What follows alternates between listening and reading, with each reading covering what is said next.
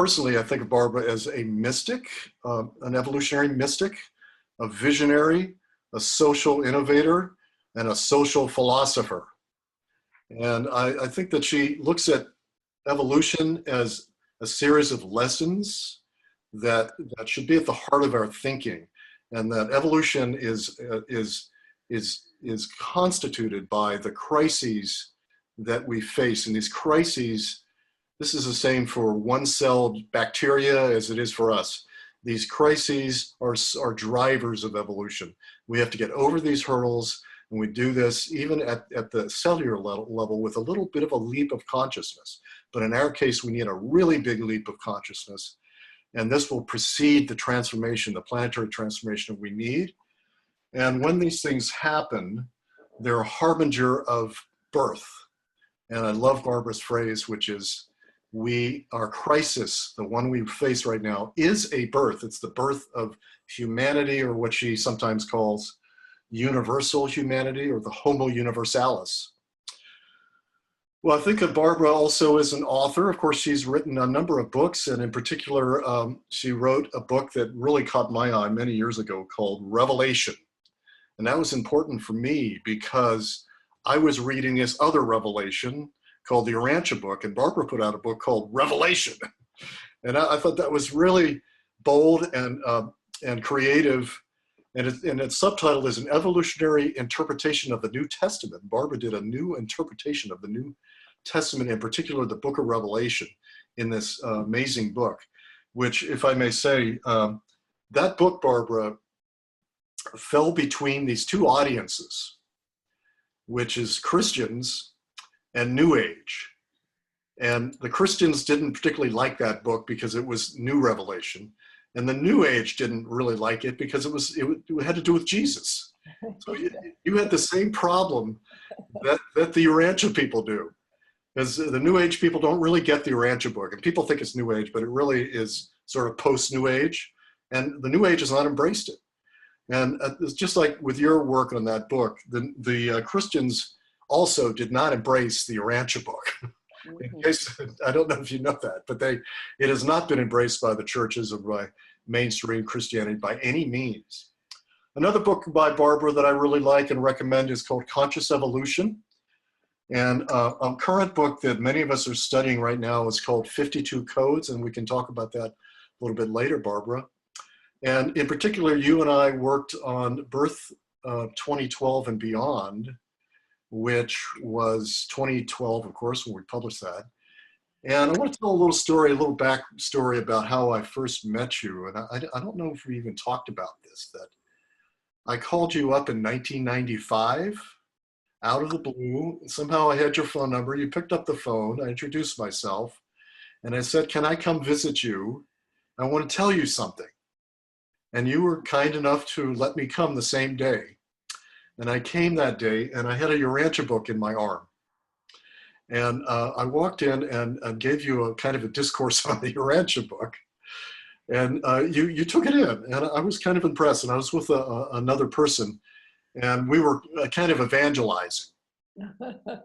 And I'd never forget looking at your bookshelf and just amazing number of books on evolution and philosophy.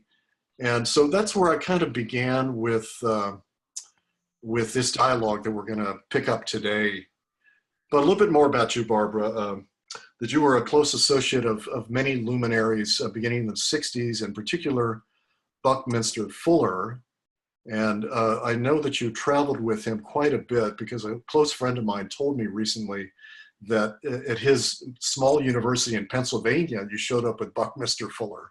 So you really made the rounds in those days. In 1984, you were placed in nomination for the vice presidency of the United States. And wow, do we wish you were there now. And you called for, and folks, if you want to look something up that's really, really great, it's Barbara giving a speech to the Democratic National Convention and calling for a peace room as powerful as the war room in the Pentagon. And that's been sort of one of your key ideas since then, which was a room in which we scan for, map, and connect the most important social innovations of America and of course the world, and you've been speaking for that ever since. You also, people don't know this, and I think it's definitely worth remembering that you are a pioneer in Soviet America relations and rapprochement way back in the 80s, I think it was. And it looks like we're back to that again. We need that. And you were one of the founders of the World Future Society and one of the co-founders of the Association for Global New Thought. But you and I worked together on the Earth 2012 multimedia event. I was kind of a scribe for that, and we worked together on your book, Birth 2012 and Beyond. And during that time, you and I had a little bit of dialogue about the Urantia book, but I was a little bit more shy about it back then. But some years passed, and it hit me that it would be great if you were to speak at the Urantia International Conference. And it turned out that Tim Hobbs had already invited you, I guess. So we both had the same idea, Tim and I. And there you were, and you gave a talk to us there. And let's follow up with that and remind people that you did come to our conference. You were kind enough to look at the Urantia book and look at my book, Your Evolving Soul, for background on this, and then get up there without knowing that much about it and give a talk to the assembled Urantia book students, about 500 people. And I was wondering if I could just open up by asking you, what was it like to be there with all these Urantia people that day? Well, I was excited because all of so many years I've had a sense that we're not alone in this universe. But we know almost nothing about it, most of us. And since I've had this intuition and even a calling in my own life to make more direct contact with that which is beyond us, the idea of being with your Urantia community, probably the most deeply intelligent and well sort of communicated group of human beings who are studying what might be so. Now, for those of us who don't understand how Urantia could have truly been received, it's hard to fully get it, but I felt that it was my responsibility to ask the people who are studying Urantia what they would know as to how humanity can right now become a better species. I was asking not only about how Urantia understands the nature of universal intelligence, but what does the Urantia community know to help humanity right now when we are just about to become a new species? Because actually, if you put together spiritual, social, and high-tech capabilities, we're at the threshold of a new species ourselves. So I felt there was a new level of relationship between Urantia intelligence and human evolution. There really is. I invited that participation. I invited more teamwork among us. Thank you, Barbara, because, you know, it's part of my own personal mission to do that very thing. And you've invited us. You have sort of mothered this. and that's why I wanted you to be the first person in this series, which is devoted to that very thing, which is to expand us out of our community and to get into coalitions or to get into the same adventures, in evolutionary adventures that everybody else is in on their terms and in dialogue with them. So part of this is a kind of interfaith dialogue, but it's more than that, isn't it? It's contributing to the larger movement for social change, what we have to contribute right now in this space now, not waiting 10 years for everybody to read the Urantia book.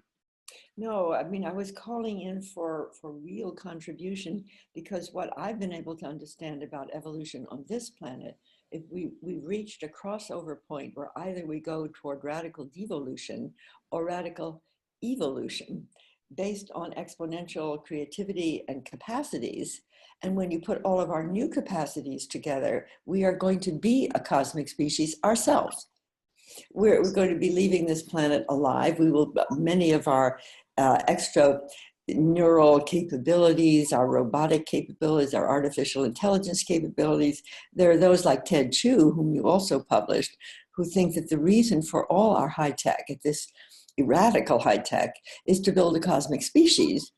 And that in fact, Mother Earth is not going to give birth to flesh and blood humans to go too far distant in the universe, but we are going to send our messages out through our extended technologies.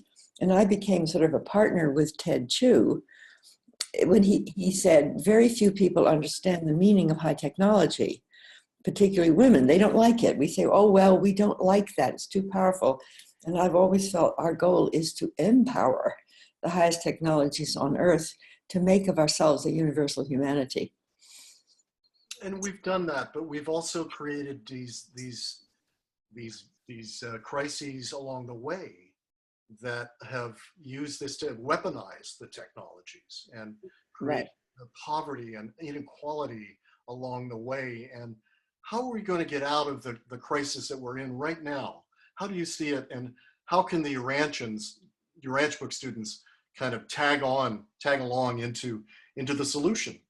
Well, I'd like to take two or three approaches to this. One, just from an evolutionary point of view, I've been studying recently the early species, let's say Erectus, were scavengers. They were pretty successful. Then in came Neanderthal, also not able to grow at this level, but then came in sapiens. That's us. Now, sapiens were the most brilliant and the greatest killers that there had ever been on planet Earth. We killed the large animals. We were extremely gifted at that. And we prevailed over the entire Earth until we ourselves as sapiens are hitting what this particular author called ecocide. We could destroy our environment. We can see that. And we can also see that through nuclear and other types of destructive powers, we could destroy it. So here is sapiens, Homo sapiens sapiens, at a threshold. Either we evolve or we die. And this crisis is a crisis of birth of what I'm calling Homo universalis, who might be a preliminary figure toward entering the Urantia community. I mean, I got sort of excited with Urantia people to say, how real is it that we on planet Earth, as we become an evolutionary universal species, would be, what kind of contact can we expect and what kind of guidance can Urantia give to a universal humanity that is quite infantile in its capacities to do this? You know, the first thing I think Urantians would say, Barbara, is that it is a friendly universe out there. Mm-hmm. What's circulating is the idea that it's not that friendly of a universe, that these extraterrestrials may not have our best interests at heart, for example. And so we see in our movies that, you know, we're subject to attack from the outside rather than we're being loved from the outside. And I think that's a place where you and I have a lot in common on the notion that it is a friendly, loving universe. We're all evolving together. And out there is our mother and father, so to speak, our divine mother and father, who are nurturing us to move through this crisis. So let me ask you this. So how do you personally understand the divine feminine, or as we were saying before, the evolutionary field of love is maybe another phrase for the divine feminine? Or how do you define that yourself, the divine feminine? Well, you know, I'm just thinking on these scales that the divine masculine inseminates and the divine feminine gives birth. You know, of course, it's true that men give birth to and women inseminate, but just taking it as an archetypal reality. The divine feminine has a mystical, magical quality of incorporating the seed of evolution and creating it into a new body. Yes. The thing that's really different about women than men, women have the babies. And so if you take divine feminine, whether we mean on this earth or in the whole divine universe, it would be to incorporate the seeds of the creativity that might come more from the divine masculine and to gestate them in love to give birth to that new experience for the universe. And the thing about the divine feminine is that she loves what she's giving birth to, even if it's a mess. This is a quality, I would say clearly as a mother of 5. I have thought often as I was going into the delivery room to have a baby, that if I did not know that I was going to have a baby, I think I was dying, number 1. And then number 2, when I saw the baby, I would be even worse because it's a terrible mess. And number 3, it's a huge effort to bring it up. So the divine feminine loves what she's giving birth to. And so I think in what I understand in the understanding of the Christ and the mother, the partner of Christ being divine mother. Yes, in the Urantia Book, yes. It's a very beautiful idea that Christ is the seed of the birth. He's a seed of the new human, the new humanity, the new consciousness, and that the divine mother in the Urantia should be Christ's partner, I think is very beautiful. You know, just for you and also for the sake of Marc, your thought partner, Marc Gafni, who's going to join us shortly. Mm-hmm. The Urantia Book theology thinks of the divine at the center of the universe, outside of space and time. Mm-hmm. God the Father, God the Mother, but that's metaphorical. They have no gender in the eternal central universe, but they send out in couples, these pairs, who are creators of local universes. Oh, I see, yes. So just so you know, it's not a gendered deity in the sense of the ultimate deity, but it's gendered at the local universe level. So the local universe units are 10 million inhabited planets. So these divine pairs, like a Shakti and a Shiva in Hinduism, literally co-create evolution from the very beginning in a local universe, not the entire universe. I see. They set into motion the physics and the physical evolution of the local universe, and then they plant life on these planets in the form of single cells. And she, the Divine Mother, is the life that goes into those cells, but the Divine Father, Christ, or Christ Michael as we call it, is the structure of is actually like the genetics that's in that. So she's the life, he's the structure, the pattern, and the two join and create the gendered species on all the worlds. They're all gendered. So that's why our deities are gendered as well. But the ultimate deity is not, it's beyond gender. I understand. And I think it's true on this earth that the divine feminine and the divine masculine have these qualities. The man brings the structure and also often the very powerful seed of thought. And the divine feminine receives it, loves it, nurtures it, and is also herself seeding it. We all do both. But I find that in my own existence and in my own life is that when my thought partner, Marc Gafni, comes on, you will see a thought partner here, which is actually an experience of a masculine thought partner and a feminine thought partner. Yes. How do we contribute to the evolution of life on this planet? That's what we're doing. We're a perfect team to be on a Urantia communication system. That's right. Yeah, I just thought about it because the two of you together are like, you fit the archetype of the Divine Mother and Divine Father, really. So and teaching you two together. I think so. So we'll be bringing Marc on shortly. I wanted to ask you, Barbara, about this wonderful phrase that I mentioned earlier, where you said, in this connection, that the universe relentlessly accumulates experience.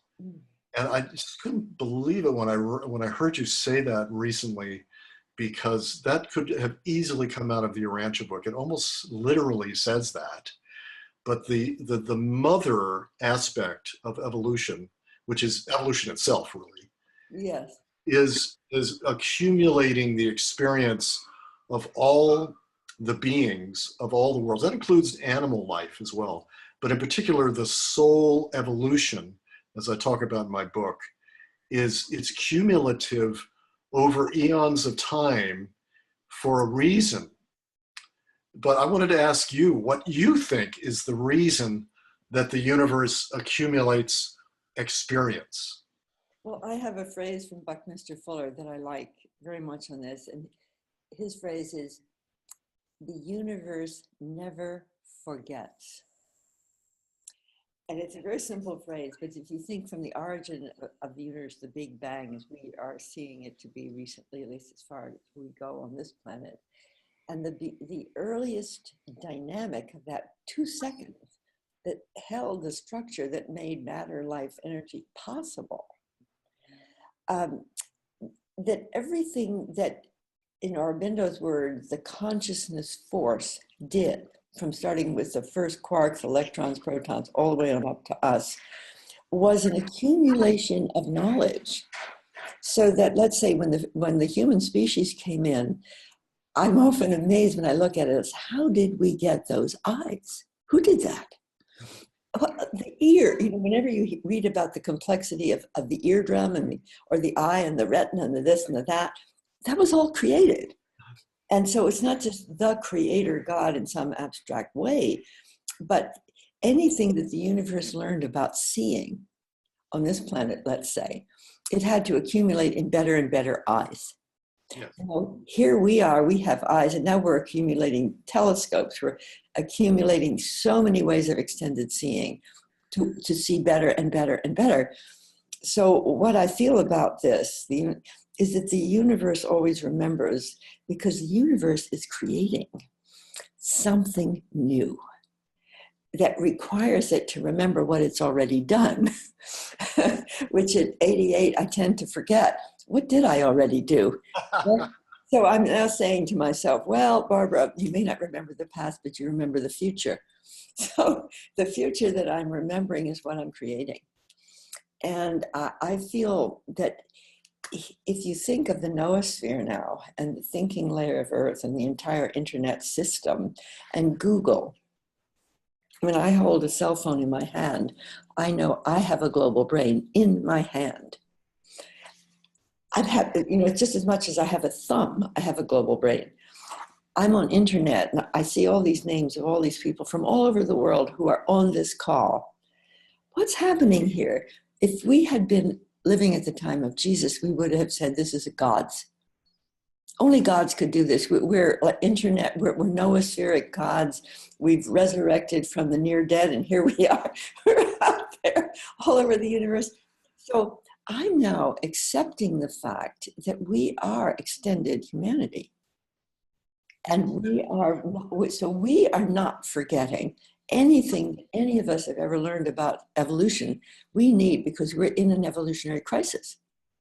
And just briefly, when I look back through my study of, let's say, Teilhard de Chardin and others, the lessons of evolution are such that, crisis precedes transformation. Problems are evolutionary driver. Nature moves toward greater holism. There is a structure and tendency in nature for consciousness, freedom, and order. So think how consciousness has developed from a single cell to you and me sitting here. And then think about, and I'm sure as the Urantia community, the intelligence of the vastly intelligent universe that we on Earth do not directly know. Sometimes I feel tuning into the larger universal intelligence, not just on the physical level, but what the Urantia community has experienced and is studying. I feel very drawn to remembering something of the future, may I say. I want to remember more of the future so that I can live it through consciously. So you want to remember the future that you're anticipating or that you're intuiting? How would you remember the future? That's a good question. I have had an experience, Byron, in what I call my own universal self. And I'll just read you one or two paragraphs here. At one time when I was talking with Nassim Haramein, I asked for contact because he said he had personal contact with extraterrestrials and I have not. So I was irritated. Why haven't I? So I said in my meditation, give me contact. And here's what I got. You must stop and let us lift your vibrations. Prepare for your rendezvous with destiny. refocus your integrated essence ego upward toward your universal self. That's what I'm calling this self. On the other side of the transition, that would be a self that remembers the future that I'm becoming. Got it. Okay. Uh-huh. Keep your attention on me. That is to say, universal self, my own extended self into the future. I am coded with your own evolution. The script of your conscious evolution is coded within you. In other words, each of us know a memory of the future within ourselves. We intuit it. To read it, simply put your attention on it. And this is something I wanted to ask you, Byron, and the Urantia community. In this same writing, it said, you volunteered to incarnate as an earthling and had to forget in order to be human. Now you are ready to remember your own multiple life experiences through your union with me, that is my own universal self. Just focus on the joy you feel at the thought of this union. And I began to share with you, Byron, that I feel that I'm in imminent potential of contact. Because I am a human on planet Earth that is itself integrating into a whole system, is itself probing out into the universe. So my request to the Urantia community is help. I mean, if you have all this knowledge that you feel is accurate, right, that it's really my request to all of us, and particularly Urantia community, what do you know now that we most need to guide us through this transition? Well, let me answer this. There's so many facets, and I'm gonna just choose a couple of one to give you an answer. And you heard some of this at the International Urantia Conference from me and some others, so maybe a reminder that the future that you're envisioning or seeing or being presented is resident in the higher, what we call the thought adjuster, the higher self, which is God within. This is a fragment of the Father. This is the metaphor of the Father, but it's the Father God, creator of all the universe. Beyond Michael, beyond Christ, is at the center of the universe. We are given a part, a fragment of the divine. And also we are given what I call a fractal. So a fragment and a fractal. The fractal is the personhood. And we're going to hear from Marc Gafni on that very interesting concept. Is the unique person is like a fractal of God. And the higher self is a fragment of divinity itself. It is a pure fragment of the divinity. Within it is your future destiny all the way to perfection. And it's reflecting your perfection back to the present. So when you tune into your higher self, as New Age folks might call it, you can get hints, you can know your future, so to speak, because you are destined to be in space, so to speak, in forever, in an eternal life, progressing through higher worlds, becoming more educated, more socialized, more spiritualized, and you can feel that right now. And that's we actually call that worship. We're worshiping what we are to become because of the gift we've received from God, which is this higher self, this fragment of self. So that's part of the answer to that. But in terms of contact with beings, and you and I have worked once before on a welcoming committee to welcome them here from off planet. So that's another aspect. And we think of it this way, that God as the first source of all things gives us our selfhood. But there's another aspect of God, and this is the Trinitarian idea, that it's the Son, so to speak, that presents us with incarnations. And that is responsible with the Father for all these other planets and all these other universes that are peopled and populated. And they are coming they want to meet us. So they're coming in ships, so to speak. And they're more advanced than us. They've achieved these things that you and I are envisioning and trying to remember from the future. So they are hovering around us right now, both as angels and as extraterrestrials. So I guess my question back to you is, what can we do to welcome them right now? Well, you know, when somebody once called me and said, Barbara, what would you do with $1 million to help us make contact with positive extraterrestrials? Now, I had no idea. I've never had contact with an extraterrestrial. I don't think we're alone, but I don't know. And so I said spontaneously, well, I'd create a welcoming committee. And the welcoming committee would have the quality of being able to be synergistic with itself, which is to say, instead of separated individuals trying to get something done, we would experience synergistic convergence, or the field among ourselves, to attune into the higher dimensions of reality. So all my life, I've been in sort of different ways trying to create a welcoming committee. And I've always nominated you to be on it. And I'm probably working on another one right now. So I do want to tell you that I'm creating an event with the participation of Humanity's team, which is Neil Donald Walsh's team, to awaken the new species. Yes. And it's going to be a year long, starting November 7th, once a week for an hour and a half, where I'm going to be convening people who feel something new is being born in them personally. And I will also invite well-known people like yourself, Byron, who feel that you've already intuited more and can give to the rising community of humans who don't have this direct knowledge, including myself. I mean, I have a lot of intuitive knowledge, but not direct contact. That we could be joining together to create, I'd like to have 1,000 people on this, resonating with the feeling that we ourselves are an emerging species. And I'd like to bring on also some of the high-tech people like Peter Diamandis or Elon Musk or Richard Branson to tell us, okay, let's go the whole way with this high-tech. How high does it get? No, don't try to hold it back. Just let us know. I went to the Singularity University, and Peter Diamandis, I mean, it was quite euphoric.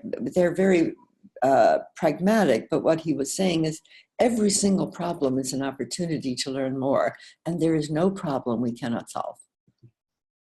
Well, I mean, that's an attitude that's happening on planet Earth now. So planet Earth is giving birth to a new species right here and now. So how could the Urantians participate with this initiative for the welcoming committee, and concretely?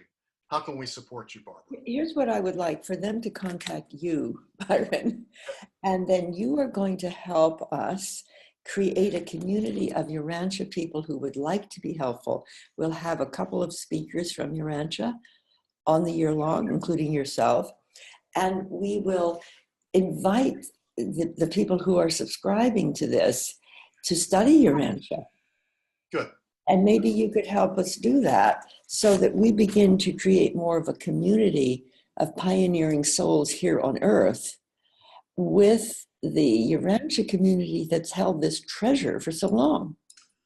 Yeah, we've held this treasure away from the larger community, and now we're changing fast. That's so good. You've invited us out of that bubble, so thank you, Barbara. Yes, you're welcome. And in particular, you know, I want to make sure I get in here the fact that for you and Marc to know that the Urantia Book really names these beings that are out there.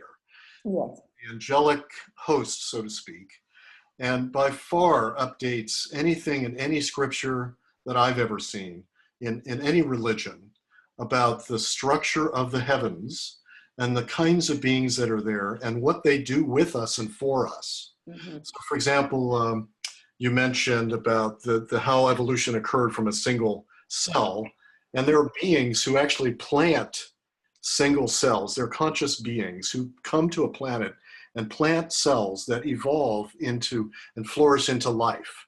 And they're called life carriers. That's something that's in no other literature. We have a whole chapter on just that, on that technical type of a being. There are beings called the Melchizedeks, which you're familiar with. Mm-hmm. And it's always been my opinion that you've had contact with Melchizedek, as you know. And he's the planetary manager for the planet right now, Melchizedek. This is important for people to know these beings, because we've had lots of cumulative experience of contact with these beings, and in particular Melchizedek. Well, Byron, if I may say so, because, you know, I did the campaign for the vice presidency to place a peace room as sophisticated as a war room to map, track, and connect what's working. I believe that's one of the many self-governing capacities that we need beyond the win-lose democracy model. The win-lose democracy, even in the United States, is having I would say, a very divisive time, terrible. But even in other countries, win-lose democracy is designed to be oppositional. And so I'm very interested in knowing from your Urantia community what forms of self-governance we could use on this planet. As I think you know, we've talked about it, and I actually wrote a book about this, that the Urantia Book advocates a world federation, Right. a democratic legislature for the whole world. But we can design that any way we want. We don't want to just have Democrats and Republicans that are fighting. No. You know, and we need to work with folks like you who are evoking a planetary consciousness and get a planetary communitarian consciousness before we could do that. But the Urantia Book, you know, in the 1930s was saying, you need to have a world legislature. So go and build the evolutionary spirituality planet-wide using this reference text, the Urantia Book. It's not the only scripture, but use it as a reference text to build that planetary culture. But Barbara, I want to bridge into having Marc come on. Okay. But as a preface to that, I wanted to ask you this question to help us define Homo Universalis with reference to Marc's work. And then let's invite Marc in. Well, Marc is one of them. It was good to have one on board. Marc, you are one of Homo Universalis. Homo Universalis would have three qualities: spiritual evolution, that is to say, a deep sense of integration with the impulse of evolution as your own unique expression of it, number one. Number two, Homo Universalis would have vocational evolution, where you have a passionate desire to create through your work a world that manifests our creativity. And number three, you believe that the high-tech powers of humanity can evolve the world and are attempting to guide those high-tech powers.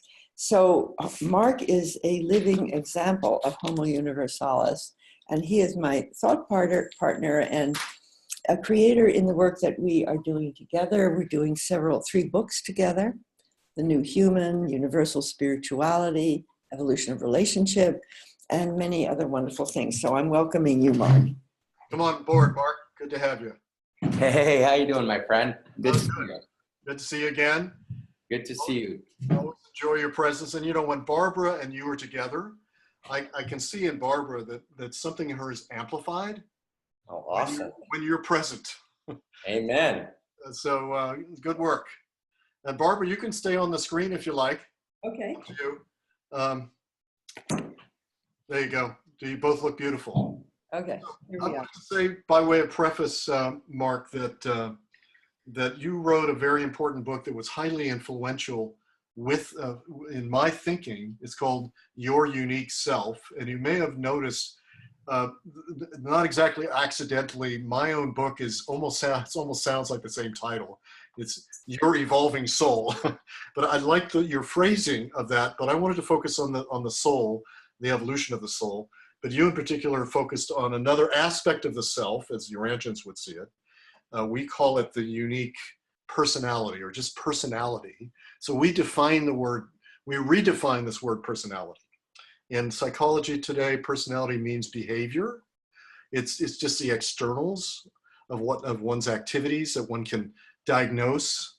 But you have taken this much further. And the way I see it is this, and I want to add another preface for both of you, which is, you know, we apologize that the Urantia Book has not been better known to folks like you. It was sort of kept hidden because the early publishers thought that it would be not a good thing if people quoted it. They didn't even permit people to quote the thing because they want to protect the integrity of the text. So scholars did not write about it all through these decades, and people didn't know these ideas unless they were kind of in the cult, so to speak, in the community. And so, meanwhile, people like you and Barbara, I would also add Ken Wilber, have filled in many of the same ideas that are in the Urantia book in the absence of the Urantia book. But these ideas were there in that text from 1955 when it was published. So I want to congratulate, both of you for filling in these ideas that we did not disseminate. You guys got them anyway. You downloaded them, intuited them, you did scholarship. And one of them is this notion of a unique self that transcends the notions of selfhood that we get in Buddhism, for example, and is latent in Christianity and certainly more than latent in Judaism. And I just wanted to ask you first, what do you mean by the unique self, Marc? Yeah, thanks, Byron. First off, congratulations on the book, and it's super exciting. And I was reading deeply in it last night, and you've just done a wonderful achievement and accomplishment, and what a great contribution. And I'm delighted to feel the uniqueness of reality having a Byron experience in the world, which really is what unique self's about. But let me maybe go back a step with your permission, my friend. Sure. So let's try and locate, how these two things fit together. So the book, Your Unique Self, The Radical Path to Personal Enlightenment, is one of 7 or 8 books that I wrote to try and articulate this new vision. So uniqueness is a dimension of it. And if I would frame it in relationship to Homo Universalis, so I talk about 5 selves. It's an overarching theory of identity, theory of self. Ken actually, who you mentioned, who co-founded with me the center, embraced it as a new chapter in integral theory. So that was kind of my contribution, in that framework.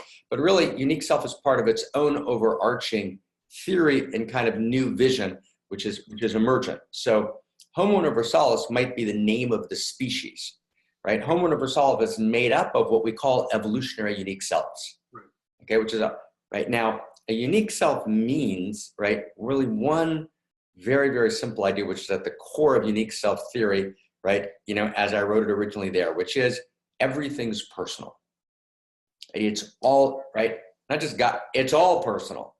Nothing's not personal. The process is personal. The impersonal is personal. It's all personal, So as opposed to a kind of, secular reductionist materialism on the one hand, as opposed to a kind of evolutionary spirituality process philosophy on the other, which depersonalizes reality in a second way, and as opposed to a, Eastern or Western mystical view in quietistic via passiva mysticism, which basically says, let's move beyond the story, Let's move beyond the personal. What basically I understood in 2 ways, both in kind of a lineage transmission, in esoteric texts and in my own meditation, is that everything's personal. And the way I would say it is, brother, is that God's not merely the infinity of power, God is the infinity of intimacy. And if I get that, if I get that actually, that dimension of the divine, which is the infinity of intimacy, knows my name and incarnates in me, as me, and through me, even as he holds me, then I'm already in a new universe. Now, we're not talking about, one more sentence, if I would kind of locate it in a developmental way, I'd say there's pre-personal, that which is before the personal. Yep. Then there's the personal with the way it's usually understood, which is the personal as the egoic self, the separate self, Then there's the impersonal, the 3rd level, which is viewed as the summa bonum. What I'm saying is no, there's actually number 4, which is the personal beyond the impersonal, or said differently, the personal which inheres, which animates, which defines, in which rests, which attracts, which is the essence and core of the impersonal itself. And once I get that, then the entire story is different. And maybe I'll go one more run-on sentence, and it's all yours, just so at least we feel the impersonal, and I'll try and relate it to Urantia, which is unique self is the answer to the question of who are you? Who are you? Yeah. You're an irreducibly unique expression of the love intelligence and love beauty That's the initiating and animating eros and energy of all that is. And within you, as you, and through you. There never was, is, or will be ever again other than through you. And as such, you've got a unique quality of presence and a unique quality of intimacy, right? That activates your unique capacity to address a unique need in your unique circle of intimacy and influence that can be addressed by you and you alone. And when I read Urantia through your beautiful prism last night, I was beyond delighted, both at the loveliness of your writing, what you had drawn together, and how close actually, which I actually had no idea. I'd never read Urantia. I was, fundamentally unaware of it. You and I had met, early on. I think, in South City, you mentioned you were involved in it, but I didn't, and then Barbara had told me about this book, and I killed quite late last night, reading chapter 8, chapter 2, chapter 11, and I was utterly delighted. So there you have it, my friend. Well, that was a heck of a good run-on sentence there, Mark. It was. I apologize. I'm sorry. But, we're very so much on the same page with this, and it's really uncanny. When somebody handed me your book and said, you've got to read this right now, I put it aside for a year, and then I thought, wait a minute, I got to pick this up.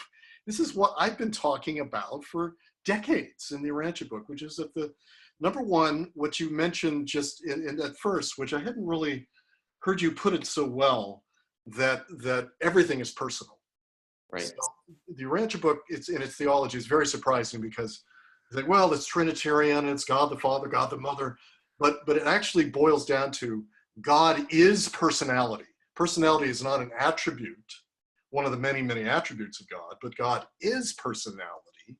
So that's very much on the same page with what you're saying. And so you apparently have intuited this truth that is enshrined in the Urantia Book is one of the core theological tenets of the text. And so personality, as I say, fractalizes, and that's my own phrase, into each unique self. Right. And it's unique in eternity. Right. In all history of the universe. So why would that be the case? Because of love, there's a loving father, mother that wants to have multiple beings that God can experience space and time. Because deity is outside of space and time. So in our cosmology, the Urantia Book, deity, as I mentioned, is outside of space and time. The deity outside of space and time is non-gendered. But the deity in space-time, evolutionary space-time, is gendered. It's Christ Michael and the mother. So they're the co-creators of the local evolving universe. Right. Outside space-time. So deity is way outside of space-time in this eternal mother universe. It's the source universe of all worlds, all dimensions as well. So how does it, or the Father, as we call it, which is I think it was a metaphor, that it is personal, but it's not a true gendered being. How does that Father get to experience our experience so that there's no deficit in its knowledge of space and time? And that's through creation of the unique self, which is a window. And there's actually a second window in this teaching, which is the spark of God within, which is pre-personal. It's funny you use the term pre-personal. Is that your own term? Because that's a critical Urantia term also. Beautiful. Yeah, it's pre-personal fragment of deity in conjunction with the personality, the unique personality, and the two are trying to fuse through your evolution. So the pre-personal selfhood, which is non-personal, pre-personal, is God, but without the personhood aspect, and that's a different part of the self. And the two then come together through the evolutionary soul. So there's three parts of the self, as you saw in my book. So the evolutionary soul, which Barbara and I didn't touch on all that much. Maybe we can get into that if you like, Mark. Yeah. How you understand the soul, the human soul. How do you see that? So let me, beautiful, Byron. Thank you so much. Let me just step back for a second to clarify terms, not for the sake of quibble, for the sake of clarity. Sure. So I specifically have stated, and I wrote an original book back when we were all young, right? Called Soul Prints. Yes. Right? And soul print was a precursor to unique self, although I use the word unique self in it, as well. But there, of course, the primary term was soul. The reason I switched, terms, right, is because, and Ken and I talked about this, Ken Wilber and I talked about this ad infinitum, was because the word soul itself, right, is subject to confusion, right? It's easy to understand soul as a reified separate self, right? And then you've got the separate self, and the soul is the spiritual expression of the separate self, which is precisely what I didn't want to indicate. So I moved from soul to unique self for that reason, number one. And two is I avoided personality, which I saw Urantia use extensively for one reason, simply for a cultural strategic reason, not for an essential reason, which is that when the Eastern religions talk about personality, they're talking about what we would call the separate self, right? As they're talking about the grasping, seeking mind. Right. And so I wanted to avoid that confusion.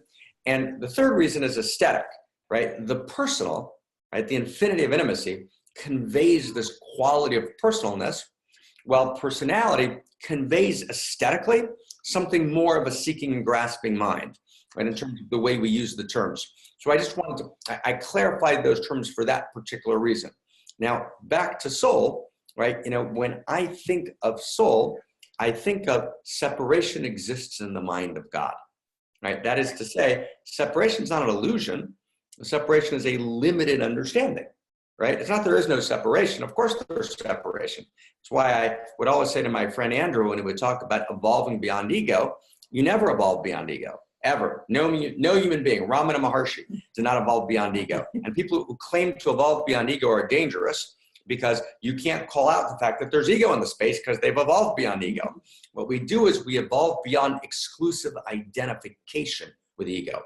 So in that sense, right, the soul is a dimension of our personhood, right? The soul is an expression of, right, the most stunning and crystallized spirit form, right, of this image of separateness that incarnates in a human being. But ultimately, right, a person is much more than that. A person is unique personhood, right? A person is unique self, of which soul is an expression. And that's, I think, the simplest way to relate the two. Mm-hmm.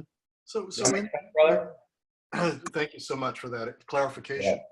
But in the spirit of dialogue and interfaith dialogue, please. My book is devoted to the notion that there is a revelation about the evolving soul in the Urantia book that's unique. And what I do, if you read the middle part of the book, I talk about the sort of the history of the idea of the soul and the self in Judaism, Christianity, Buddhism, Hinduism. And you see that you don't get clear definitions. And what you've done in your work is to provide definitions based on your lineage, your studies.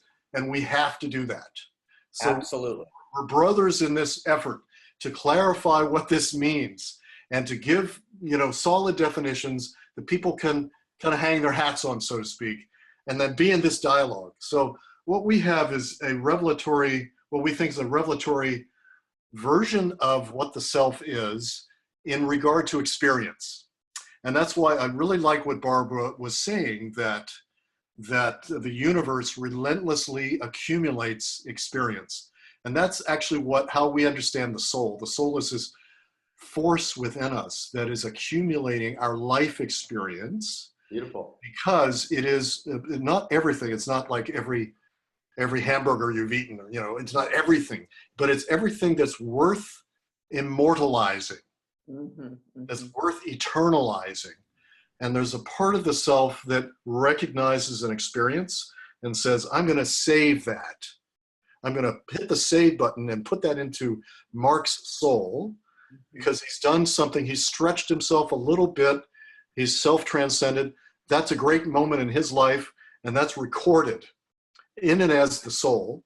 And that is, Barbara, what I think the universe is doing throughout all worlds. It's accumulating our experience and building this field more and more and more and more, so that at the end of that, again, to bring up an idea of yours, Marc, that it's personality all the way up and all the way down, right? So at the far end of this accumulation of experience on all worlds is a person. Not the creator God, It's the God of evolution. And that's the omega point of Teilhard. But in the Urantia book, it personalizes as a new person who is the personification of all experience on all worlds. Beautiful.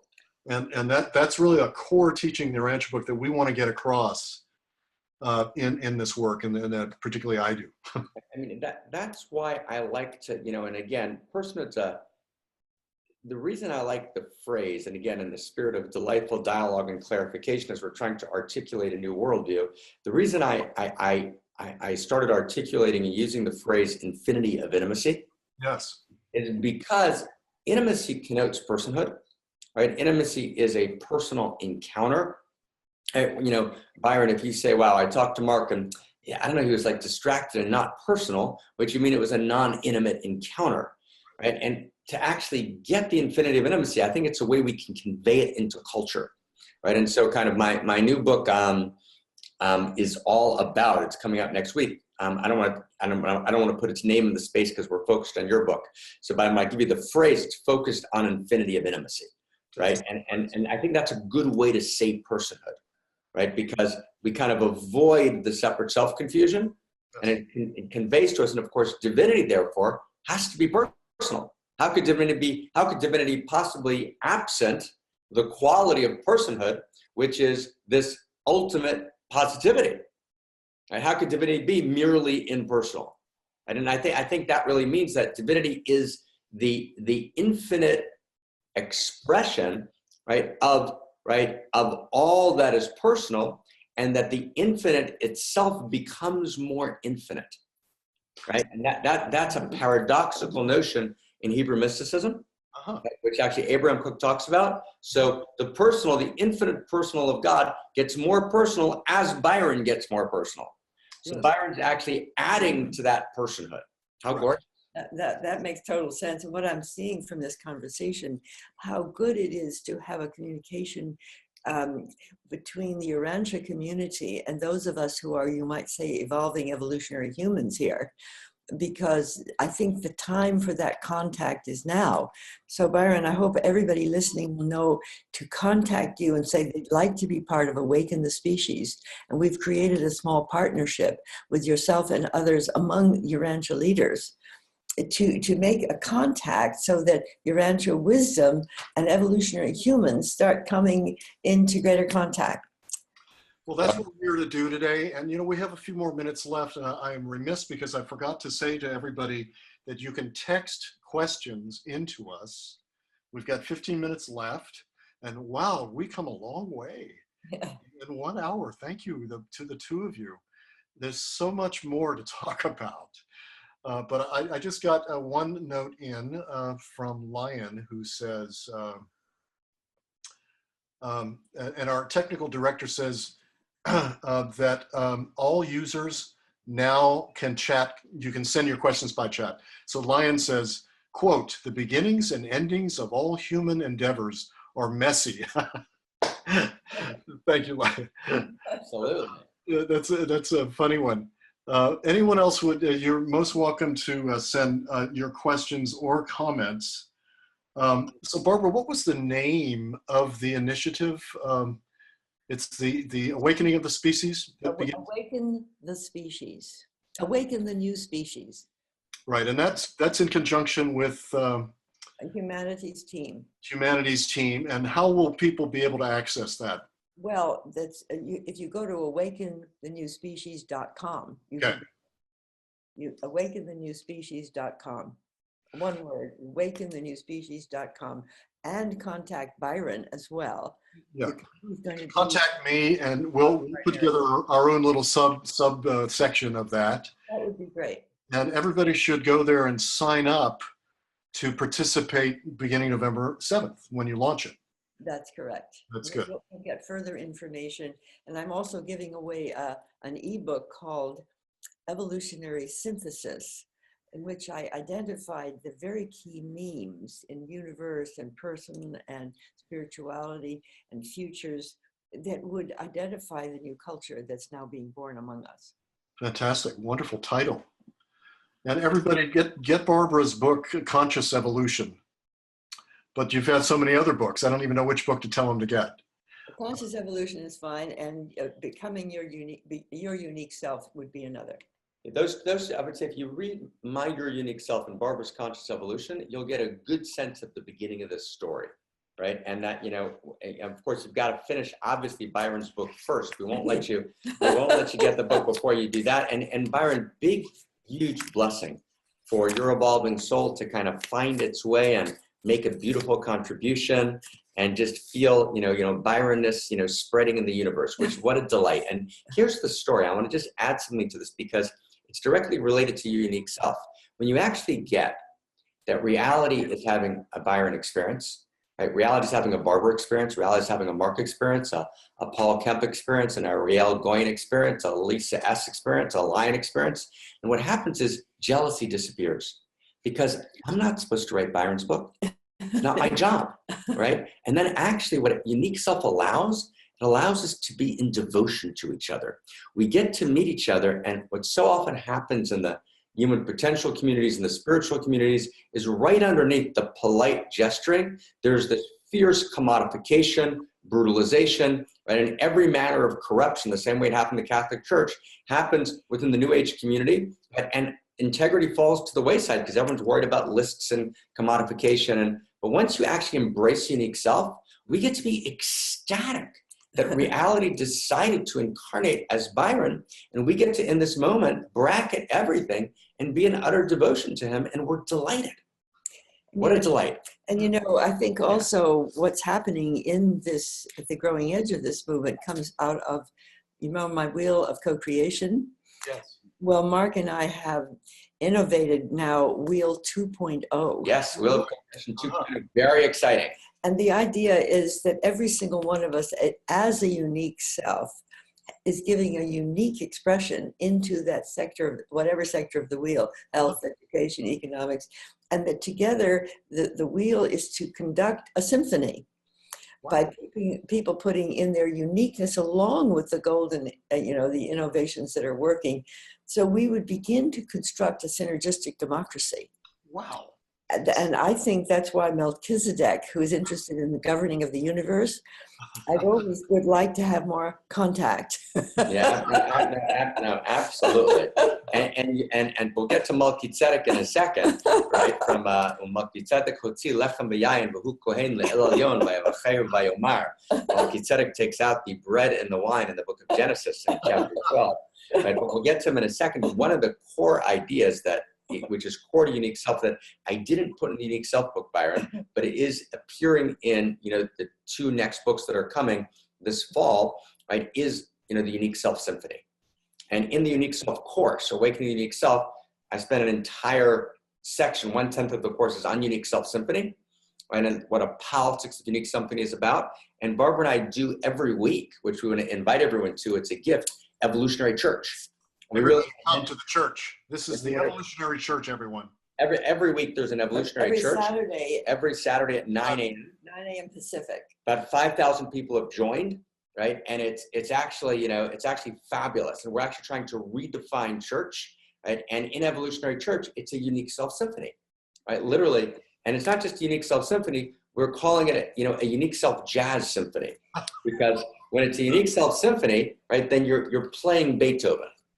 Now we're playing Beethoven, but there's also jazz, meaning there's something that happens when unique selves meet and engage and create intimacy, so that out of that meeting of intimacies, new intimacy is formed, meaning new God is formed. Because if God is the infinity of intimacy, and one of the definitions of unique self, which I added in a new version of the unique self book, a shorter iteration, that unique self is not just true self plus unique perspective equals unique self, which is the calculus in the unique self book. So in a second unique self book, a short version that came out 2 years ago, it's true self plus unique perspective plus unique quality of intimacy. Right? You revised the notion. I revised the basic formula simply because unique perspective is, in a certain sense, too technical cognitive, right, to exhaust it by itself. Yeah. So it's true self plus unique perspective plus unique quality of intimacy, right, equals, right, unique self. So if God's the infinity of intimacy and you are God's unique intimacy, So when two people meet and create a new quality of intimacy, what it means is they're birthing a new God. That's stunning, right? To actually get the implications. And when a unique self symphony comes together, so there's a new score of divinity that actually is birthed in the world. And this is all by a new language that we've developed in the last year or two, but it actually takes it, in other words, it takes it up to a very, very dramatic and beautiful next level. So in a certain sense, unique self-theory, as it appears in the book that I put out in 2011, is almost outdated. Oh, yeah, out of date, yes. Right, and it's actually really evolving, and we've actually experienced almost like an outpouring of revelation, right, in the last couple of years, right, just really enormously exciting. And so unique self-symphony and this notion, this updated formula are two key pieces of it. So delighted to share that with you. Thank you, Marc. And I'm going to speak into that and invite you to use the Urantia book as a reference text. Absolutely. What you're talking about, because, and that's how I recommend even to Urantia people, that it's a reference text. It's not a doctrine, but it is a very fine reference text that's absolutely integral. And by the way, I just spoke with Ken Wilber about that at great length, and he's in the ballpark with that idea. But yeah. I wanted to say to folks about your notion of unique perspective.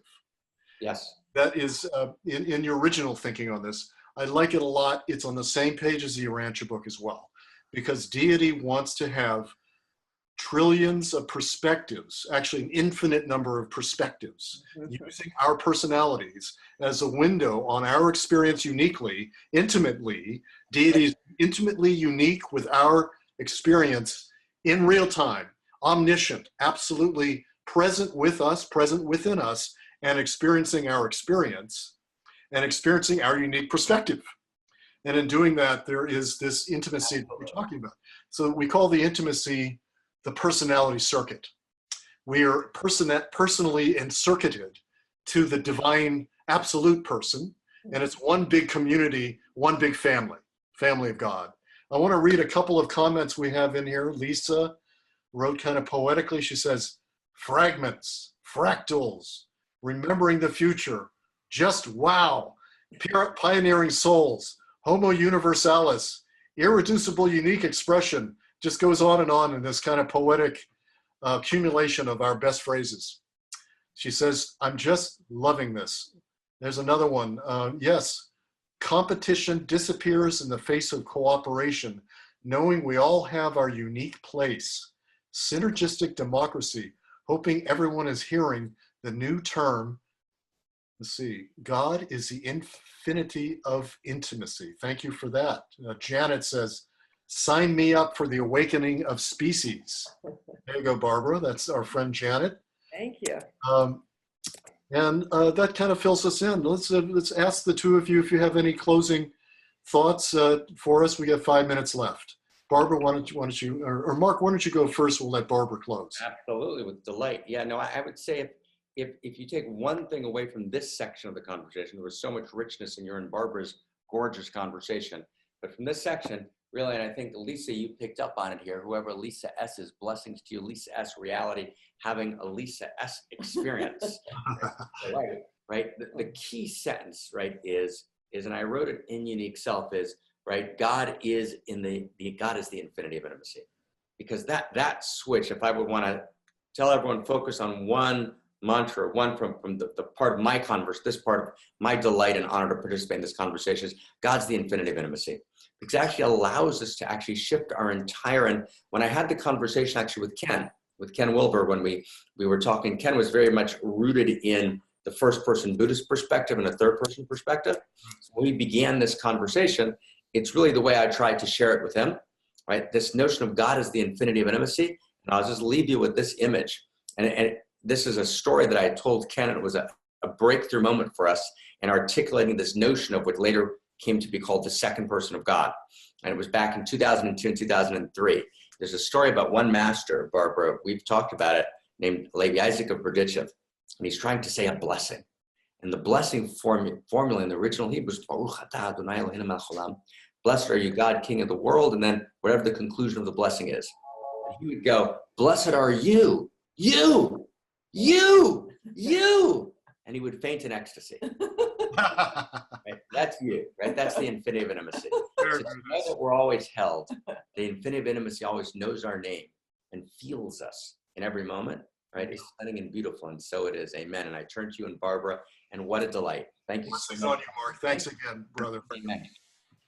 Yes, Barbara, what do you have to say to all of us in closing, all the Urantia? I say hallelujah. See, mine eyes have seen the glory of the coming of the Lord. I think that really humanity is at an opening point, and our crisis is a birth of a universal humanity. And our relationship with each other is shifting at the growing edge of these relationships, where we are already in love, already coming out of creativity, already using the new powers, and already needing greater contact.